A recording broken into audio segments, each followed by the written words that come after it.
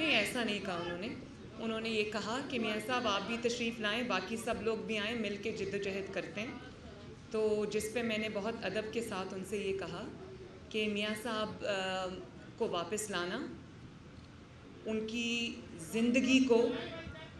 قاتلوں کے حوالے کرنے کے مترادف ہوگا، جو نہ مسلم لیگ نون کے جو آفس ہولڈرز ہیں، جتنے لیڈرز ہیں، نہ وہ چاہتے ہیں، نہ مسلم لیگ نون کی ووٹ بینک چاہتی ہے کہ میاں صاحب کی زندگی کو کوئی خطرہ ہو،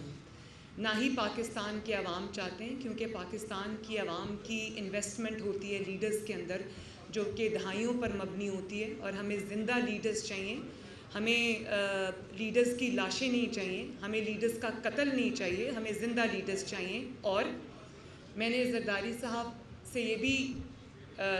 کیونکہ چھوٹی ہوں تو بڑی ادب سے عرض کیا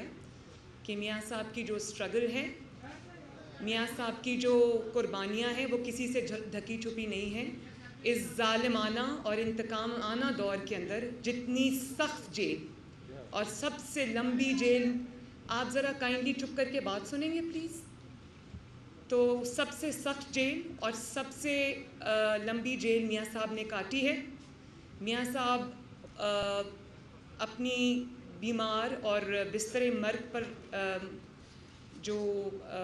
اہلیہ تھی ان کو چھوڑ کر اپنی بیٹی کا ہاتھ پکڑ کر، یہ جانتے ہوئے بھی کہ یہ انتقام تھا اور یہ ایک جھوٹے مقدمے میں ان کو جھوٹی سزا ہوئی تھی، لیکن وہ پاکستان واپس آئے، جیل کاٹی، بہادری سے کاٹی. جیل میں ان کو ہارٹ اٹیکس ہوئے، بہادری سے انہوں نے برداشت کیا، لیکن اس حکومت کے ہاتھ پاؤں تب پھولے جب ان کی زندگی خطرے میں آ گئی اور ان کو یہ لگا کہ خدا نخواستہ ان کی زندگی کو کچھ ہو نہ جائے، تو آنن فانن اس حکومت نے ان کو باہر بھیجا.